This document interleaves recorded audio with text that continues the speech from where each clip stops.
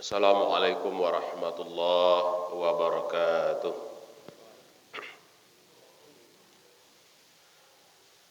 Alhamdulillahilladzi an'amana bi ni'matihil iman wal islam. Asyhadu an la ilaha illallah wahdahu la syarika lah. Wa asyhadu anna Muhammadan abduhu wa rasuluh. Allahumma fassalli wa sallim ala hadan nabiyil karim wa ala alihi wa sahbihi ajma'in. Allahumma rabbi israh li sadri wa yassir li amri wahlul 'uqdatam min lisani yafqahu qawli. Faqala Allah Ta'ala fil Qur'anil Karim, a'udzu billahi minasy syaithanir rajim. Bismillahirrahmanirrahim.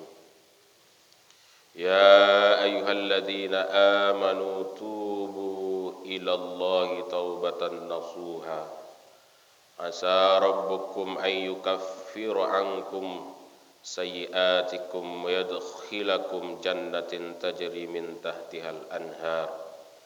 Yawma la yukhzillahu an-nabiyya walladzina amanu ma'ahu nuruhum yas'a baina aydihim wa bi aymanihim yaquluna rabbana atmim lana nurana waghfir lana innaka ala kulli syai'in qadir. Shadaqallahul azim.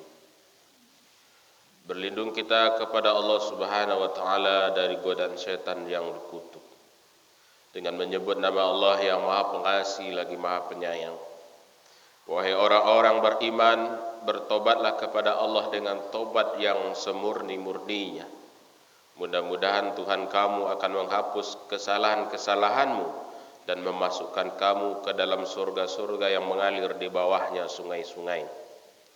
Pada hari ketika Allah tidak mengecewakan Nabi dan orang-orang beriman bersama dengannya, sedangkan cahaya mereka memancar di hadapan dan di sebelah kanan mereka, sambil mereka berkata, ya Tuhan kami, sempurnakanlah untuk kami cahaya kami dan ampunilah kami.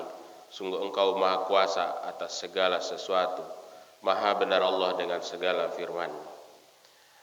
Yang kita hormati pengurus DKM Masjid Raya Tanjung Bonai, bapak-bapak dan ibu-ibu jamaah subuh yang dirahmati Allah Subhanahu wa taala.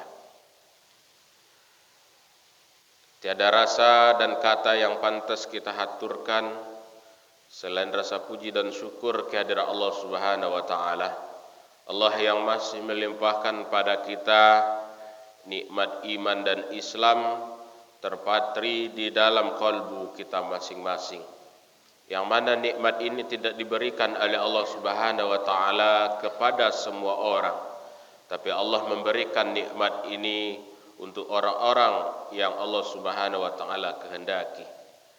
Ketika Allah Subhanahu wa taala tidak memberikan hidayah dan petunjuk, bahkan kita baca dalam sejarah umat Islam, ketika Allah Subhanahu wa taala tidak menghendaki hidayah kepada seseorang, yang Nabi sallallahu alaihi wasallam sendiri takkan sanggup memberikan hidayah kecuali Allah Subhanahu wa taala. Dan inilah yang terjadi dengan paman beliau, orang terdekat yang jasanya sangat luar biasa kepada Islam, yakni paman beliau bernama Abu Talib. Ketika Allah tidak menghendaki hidayah, maka orang tersebut mati dalam keadaan tidak membawa iman dan tidak membawa Islam. Salawat dan salam kita sampaikan pada Nabi besar Muhammad sallallahu alaihi wasallam. Allahumma salli ala Muhammad wa ala ali Muhammad. Bapak-bapak, ibu-ibu jamaah subuh yang dirahmati Allah Subhanahu wa taala. Di kesempatan ba'da subuh ini kita menyampaikan sebuah tema dengan judul Salamatus Sadri atau pencucian hati.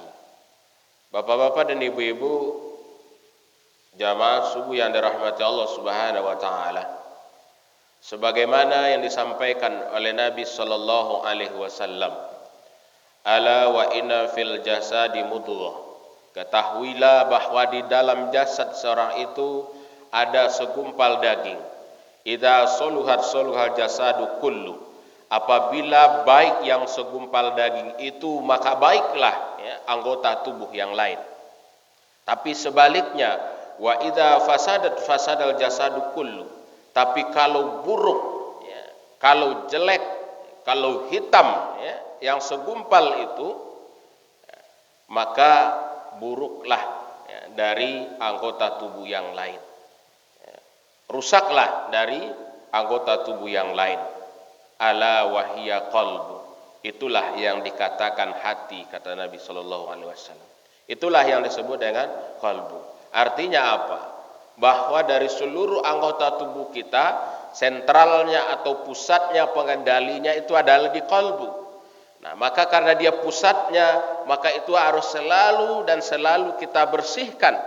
Karena ketika seorang hamba Allah Subhanahu wa taala berbuat dosa, maka akan ada satu bintik di hatinya, satu nukta, Nah, maka kalau banyak-banyak tentu lambe laun hati tersebut akan hitam, Hati tersebut dia akan tidak ada lagi atau akan terhalang cahaya, sehingga ketika disampaikan sebuah kebenaran, ketika disampaikan tentang nasihat-nasihat yang mengajak dia untuk semakin dekat pada Allah Subhanahu wa taala, cahaya tersebut akan terhalang oleh titik-titik hitam tersebut yang semakin lama tentu akan semakin banyak kalau tidak kita bersihkan. Di samping itu Nabi Shallallahu Alaihi Wasallam juga mengingatkan kita masih tentang masalah qalbu, bahwa Nabi Shallallahu Alaihi Wasallam menyampaikan, Innallaha la yanzuru ila suwarikum wa ajsamikum, atau dalam hadis lain, dalam redaksi lain, wa amwalikum. Sesungguhnya Allah tidak melihat, tidak memandang kepada bentuk jasadmu. Tidak Allah nilai dan tidak Allah pandang bagaimana tentang harta yang Allah titipkan kepadamu, tentang banyaknya hartamu. Tapi yang Allah nilai adalah qalbu, yang Allah perhatikan adalah amalmu. Jadi karena hati ini adalah sebagai sasaran penilaian Allah Subhanahu wa taala, maka dari waktu ke waktu hati ini harus selalu kita bersihkan. Bagaimana cara kita membersihkan? Inilah yang diajarkan, disampaikan cara-caranya oleh salah seorang ulama bernama Hatim Al-Asam. Siapa Hatim Al-Asam? Beliau adalah ulama yang dia ahli atau menguasai ilmu fikih secara syariatnya, dan beliau pun mempelajari tasawuf, yaitu tentang bagaimana mempelajari hakikat di balik syariat yang diwajibkan atau yang dipikulkan di pundak kaum muslimin. Bapak-bapak dan ibu-ibu jamaah subuh yang dirahmati Allah Subhanahu wa taala, tentang Hatim Al-Asam ini, Al-Asam itu adalah gelar, Kalau bahasa kitanya, Al-Asam itu adalah tuli.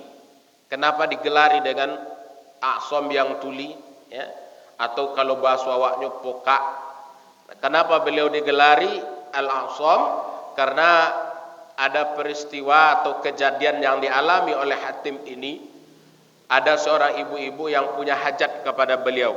Jadi ada kaparoluan, kalau dia kira-kira ada nangka ditanyuan ke ustaz, namanya Hatim. Kemudian datanglah ibu-ibu tersebut kepada Hatim. Sampai di depan Hatim.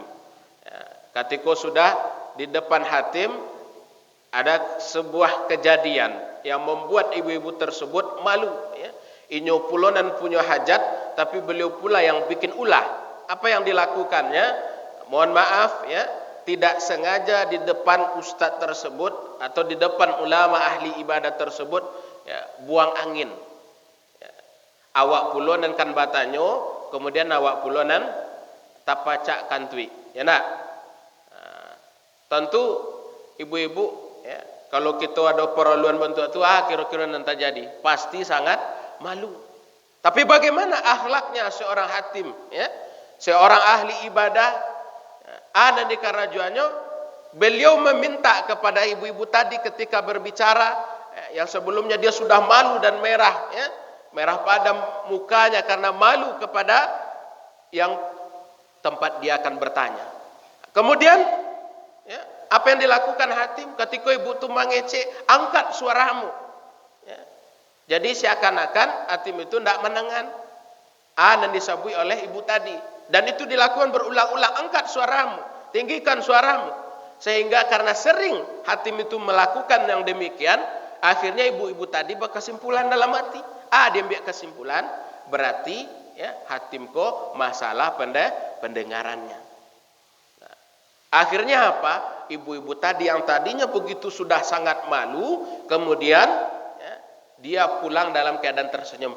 Tanyolah di Jawa, tadi membuat ulah dan ulah pun ternyata tidak didengar.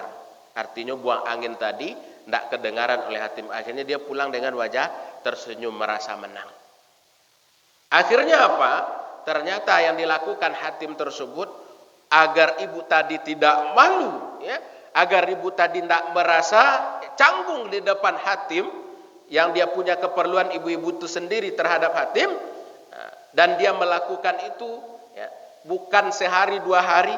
Hatim tersebut dia pura-pura tak mendengar atau pura-pura tuli, dan tak ada satu orang pun mengeceankan perempuan yang tadi bahwa sebenarnya dia tidaklah tuli. Baralamu bukan setahun dua tahun, tapi sampai ibu tadi wafat sampai 15 tahun dia pura-pura tuli. Sehingga orang menggelari dia dengan hatim yang peka, ya, atau hatim al-a'sam bahasa Arab. Nah, jadi beginilah akhlaknya seorang ahli ibadah. Ketika bisa menutupi aib orang lain, kenapa harus diumbar? Bukankah Nabi SAW menyampaikan kita, ya, kalau kita bisa menutup aib saudara kita di dunia, maka nanti di akhirat Allah akan menutupi aib kita. Tapi kadang-kadang di awal justru yang ketek-ketek, ketika ada aib orang lain dikorek terus, ya, sampai orang tersebut merasa malu ketika bertemu dengan orang lain. Ini bukanlah adab seorang muslim. Tapi ketika aib saudara kita justru sebaliknya kita berusaha untuk menutupi, ya, berusaha kita bagaimana aib itu tidak terbuka, tidak diketahui oleh orang lain. Bapak-bapak dan ibu-ibu jamaah subuh yang dirahmati Allah Subhanahu wa taala. Nah, inilah kenapa hatim tersebut disebut dengan namanya hatim al-a'sam. Nah, apa pelajaran tadi salamatus sadri, pencucian hati yang diajarkan oleh hatim? Ada seorang ahli fikih kemudian bertanya dalam majelis, setelah majelis hatim al-a'sam itu, wahai syekh, bagaimana engkau melakukan solat? Maka dijawab oleh hatim al-a'sam, aku solat sebagaimana orang lain solat. Sabalun solat tentu bersuci atau berwudu. Tapi aku berwudu, ya, wudu secara zahir dan wudu secara batin. Kalau wudu secara zahir itu adalah wudu sebagaimana yang disyariatkan, dan dalilnya dalam surah Al-Maidah, ya ayyuhalladzina amanu idza kuntum ila shalah fagsilu wujuhakum, dan seterusnya. Wahai orang-orang beriman, apabila kalian ingin mendirikan salat, maka basuhlah wajahmu, ya. Kemudian setelah itu diminta kita membasuh tangan sampai siku. Sudah itu kita mengusap kepala atau rambut, dan kemudian basuh kaki. Ini 4, ya, yang pokok dari anggota wudu. Selebihnya itu adalah sunnah-sunnah wudu dan dijelaskan dalam hadis Nabi SAW. Tapi nanompe itu tinggal di kita, maka wudunya tidak sah. Dan tentu kalau kita sholat tidak sah. Makanya yang 4 itu harus betul-betul diperhatikan, jangan sampai tidak sempurna, ya, jangan sampai ada di antara anggota wudu itu yang tidak terbasuh. Misalnya tangan, ya, jangan sampai siku kita itu tidak basah. Dan itu dalam hadis dijelaskan, ya, dan termasuk keterangan dari para ulama bahwa wudu itu diminta darah ilal marofik, sampai siku itu, artinya kobatehnya. Ada pula dan menafsirkan bahwa wudu itu bukan dari siku ke ujung tangan, tapi justru dari tangan ke siku. Kadang-kadang dia nak gampang ke keran, kita aduannya ke keran, dan itu dibalik, ya, artinya justru dari siku ke ujung jari. Nah, betulnya itu adalah yang lebih tepatnya itu dari ujung jari sampai ke siku. Nah, ini wuduk namanya secara syariatnya, dan syariat itu tidak boleh kita abaikan dan apalagi kita tinggalkan. Nah, bagaimana wuduk secara batin? Artinya ini adalah membersihkan kalbu. Ini diajarkan oleh hatim al-a'sam. Yang pertama yaitu namanya an-nadamah. Bamba salamatus sadri, membersihkan hati, kata hatim al-a'sam, ya, atau mencuci hati, berwudu secara batin itu adalah an-nadamah. Apa artinya an-nadamah itu? Yaitu kita menyesal atas dua hal. Menyesal atas apa? Patamu menyesal kalau salamuku banyak dosa, banyak maksiat yang kita kerjakan sehingga nanti mendatangkan murka dari Allah Subhanahu wa taala. Ya. Kebalikan dari perintah takwa atau dari definisi takwa dan takwa di awak. Ya, takwa itu artinya secara simpel sederhana yo, mengarajuan yang diperintahkan di Allah, meninggalkan yang dilarang. Ya, itu kan sederhananya. Ya. Tapi anan kita kakok justru nan dilarang takajuan di awak, nan diperintahkan oleh Allah Subhanahu wa taala justru kita tinggalkan. Nah, jadi menyesal kalau kita balik dari definisi takwa itu. Menyesal kalau kita banyak bermaksiat dan sekaligus menyesal kita kalau kebaikan-kebaikan ini banyak nan kita lewatkan dalam hidup kita. Kesempatan kita untuk berbuat baik, berbuat kebajikan tapi sering justru kita tinggalkan, harusnya kita menyesal. Kita kona-kona balik, ingat-ingat balik ya, ke belakang dari umur yang sudah kita pakai, berapa banyak kebaikan yang terlewat oleh kita. Apakah itu mungkin ya, ada penyesalan dalam hati kita atau tidak? Ketika ada misalnya orang yang minta-minta, ada orang yang butuh bantuan kita, tapi kemudian kita dengan santainya menolak kemudian bantuan itu, padahal itu kesempatan untuk kita beramal, kesempatan untuk kita berbagi. Ya, ada orang datang ke rumah awak mengetuk pintu baca assalamualaikum, justru kita jawab dengan maaf, bukan salamnya dulu yang kita jawab ya. Harusnya jawab dulu waalaikumsalam, kita tanya apa kepentingannya. Kalaulah dia butuh bantuan, kita bantu semampunya kita, justru bukan jangan kita usir dengan kecongkakan dan kesombongan. Ya, mana tahu ya, kalau dulu kita diajar orang yang meminta-minta kadang-kadang dengan bentuk apa namanya raut atau tidak terurus badannya ya. Bisa jadi ada dulu ambo diajar wallahu alam ya. Bisa jadi itu adalah malaikat yang menjelma untuk metes iman awak ya, dan itu sering kejadian ya. Kemudian kita tolak dan justru jadi penyesalan kemudian. Maka bapak-bapak dan ibu-ibu jamaah subuh yang dirahmati Allah Subhanahu wa taala, menyesal kita kalau banyak kebaikan-kebaikan yang selama ini tertunda dan kemudian kita berjanji untuk memperbaikinya. Dan ini ada kisah dari sahabat Umar bin Khattab radhiyallahu anhu. Ya, sahabat Umar ko punya ladang, ya, punya kebun kurma di Madinah. Ya, di Madinah ada kebun kurma yang buah kurmanya ya, sangat subur, sangat manis, lezat. Ya, nah, kemudian di tengah-tengah kebun kurma itu ada sumber mata air. Nah, maklum kita di padang pasir, ya, sumber air susah. Tapi di tengah kebun kurmanya Umar bin Khattab ada sumber air.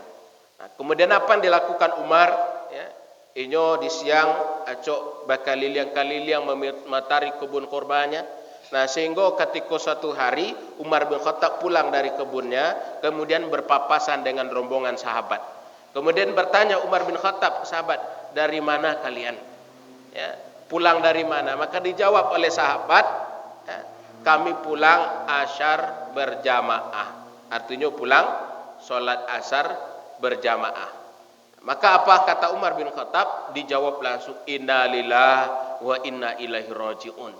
Badai itu sobok karena de kelamaan di kebun kurmanya, keasikan dia menikmati nikmat yang dititipkan oleh Allah berupa kebun kurma yang buahnya sangat lezat, di tengah-tengahnya ada air, sehingga nikmat itu justru jadi musibah buat Umar bin Khattab, terlewat atau terlambat dia asyar berjamaah.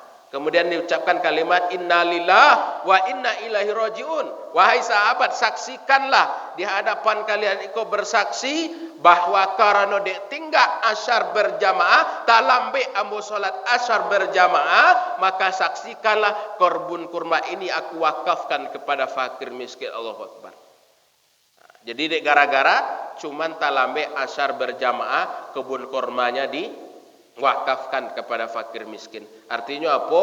Ndak ingin dek gara-gara mengurus harta kemudian justru dia lalai dari kewajiban utamanya beribadah kepada Allah Subhanahu wa taala. Kalau di awak ya ulun sampai di level atau di derajat itu paling minimal menyesal dalam hati walaupun ndak adonan kita sedokan ya, tapi paling minimal kita ketika melewatkan satu kebaikan, melewatkan satu amalan, melewatkan satu hal yang bisa mendatangkan pahala di sisi Allah Subhanahu wa taala, maka harus ada penyesalan atau an-nadamah dalam diri kita. Itu pertama ya. Dan kedua, kalau tadi kita bermaksiat, maka harus kita lakukan adalah kita taubatan nasuha.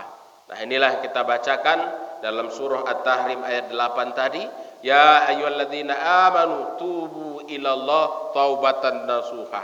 Hai orang-orang beriman, bertaubatlah kepada Allah Subhanahu wa taala dengan sebenar-benarnya taubat, dengan semurni-murninya taubat. Dan ini pun diminta oleh Allah dalam surah Ali Imran ya, ayat 133, wasari'u ila maghfiratin mir rabbikum wa jannatin 'arduhas samawati wal ardh uiddat lil muttaqin. Bersegeralah kalian, bergegaslah kalian mengejar ampunan Allah Subhanahu wa taala dan surganya yang surga itu seluas langit dan bumi, uiddat lil muttaqin, diperuntukkan bagi orang-orang yang bertakwa. Nah, ini yang kedua, yaitu kita sungguh-sungguh bertaubat pada Allah Subhanahu wa taala. Apa itu paling minimal lah, kita perbanyak membaca istighfar ya. Kalau Nabi sallallahu alaihi wasallam mencontohkan 70 sampai 100 kali dalam sehari. Ya, kita beristighfar kepada Allah Subhanahu wa taala, astaghfirullahalazim ya.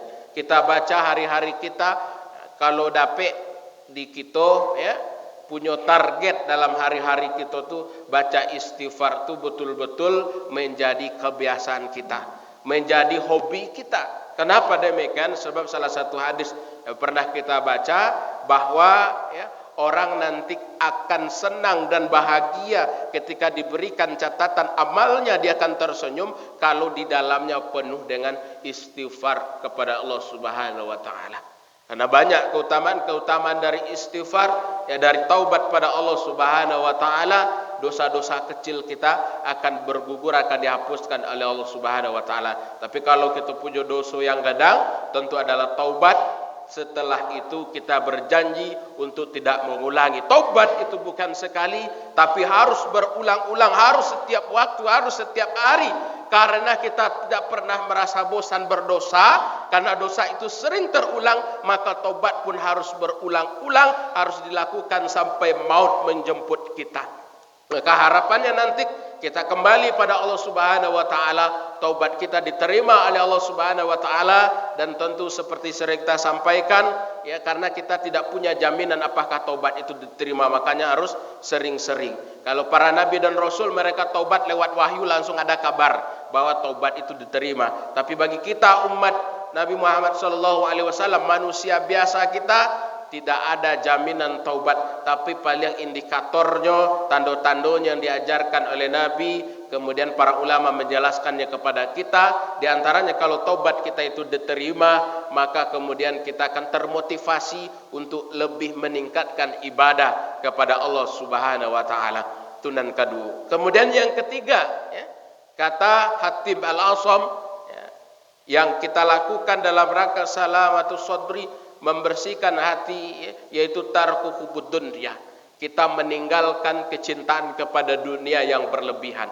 Hari ini ketika kita tidak mengimbangi antara ibadah yang kita lakukan dengan mengejar dunia, maka ibadah-ibadah kita akan bisa tertinggal. Atau dalam bahasa lainnya, ketika dalam hati itu, dalam otak dan pikiran kita hanya mengejar angan-angan dunia, maka akhirat bisa menjadi terbelakang. Padahal yang benarnya itu adalah bagaimana hati itu betul-betul isinya adalah, tujuannya adalah selalu bagaimana keselamatan kita di kehidupan akhirat kelak. Maka apapun yang hari ini Allah titipkan kepada kita akan bisa kita jadikan sebagai sarana untuk bisa mencapai kebahagiaan akhirat, mencapai kesuksesan akhirat. Karena kesuksesan yang benar-benar itu adalah kesuksesan yang sungguh-sungguh, itu adalah bukan tentang bagaimana kita dapatkan ya hari ini di dunia harta yang berlimpah, bagaimana anak-anak kita secara pendidikannya mereka tinggi-tinggi, punya jabatan, jadi pengusaha dan semacamnya, tapi tak kenal dengan Allah, tak tahu masjid, tak membaca Al-Quran, maka itu bukanlah kesuksesan sebenarnya. Bahkan walaupun di perantauan anak kita berhasil, tapi saat mereka pulang mereka tidak kenal bagaimana saat orang tuanya berpulang, tak tahu bagaimana mengatur jenazah, bagaimana mereka melakukan penyelenggaraan jenazah, bagaimana mereka harusnya memuliakan orang tua mereka, maka itu bukanlah kesuksesan yang sebenarnya.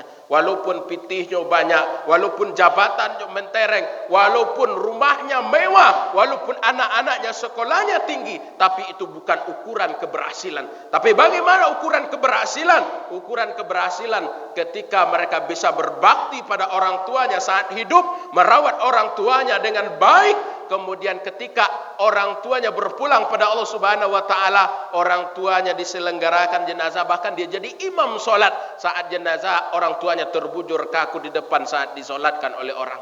Ya, bukan justru yang kita lihat dan kita saksikan, pulang dari jauh-jauh dari rantau lah ditungguan, ya, de jenazah lah diminta tungguan nambo sabalun, ya, apa juamak dikebumikan, tapi pulang sampai di rumah apa yang terjadi? Hanya memegang kamera HP-nya untuk menyorot orang tuanya yang sedang diselenggarakan orang lain, bahkan tak ikut sholat jenazah orang tuanya, naudzubillah. Nah, ini tentu sangat disesalkan, ya. Maka tentu yang lebih layaknya bagaimana, ya, dia justru menjadi tokoh atau orang yang utama dalam penyelenggaraan itu sampai betul-betul orang tuanya dikebumikan, dan setelah itu kemudian dia tidak lepas dari selalu mendoakan orang tuanya. Bahkan doa yang pertama, ya, dilafazkan ketika selesai sholat, yang pertama adalah doa untuk dirinya sendiri dan mendoakan kedua orang tuanya. Rabbi firli dzunubi wali walidayya warhamhuma kama rabbayani shaghira.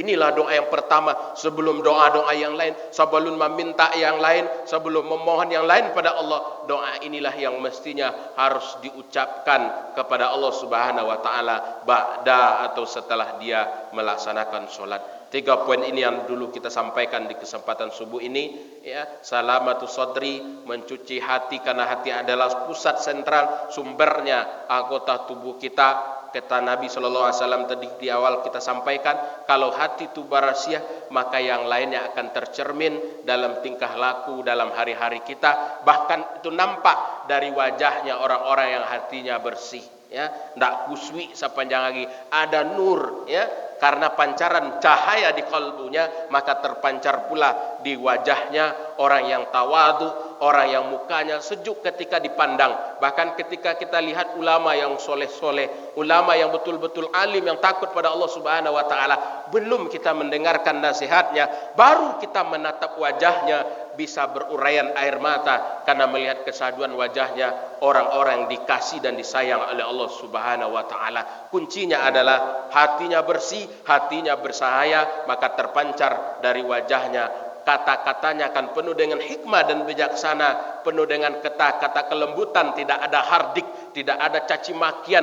apalagi sumpah serapah, tidak ada cawi mencawi. Kenapa? Karena yang akan keluar adalah kata-kata yang penuh nasihat, kata-kata yang penuh dengan kebijakan dan menyejukkan telinga dan hati orang yang mendengarkan. Dan kemudian yang kedua, ya, yang harus kita lakukan tadi adalah an-nadamah, penyesal, kemudian tubu ilallah taubatan nasuha, dan yang ketiga kemudian kita jauhilah cinta dunia yang berlebihan. Ambillah dunia seperlunya, wabtaghi fima ataqallahu darul akhirah wala tansa nasibaka minad dunya. Urusan dunia, apa kata Allah Subhanahu wa taala, jangan lupa jatah di dunia. Artinya ambil seperlunya, bukan itu yang kita utamakan, tapi hanya penyokong untuk kebahagiaan dan kesuksesan akhirat yang sesungguhnya. Subhanakallahumma wa bihamdika asyhadu an la ilaha illa anta astaghfiruka wa atubu ilaik. Terima kasih atas perhatian, mohon maaf di atas segala kekurangan. Billahi taufik wal hidayah wa ridho wal inayah. Wassalamualaikum warahmatullahi wabarakatuh.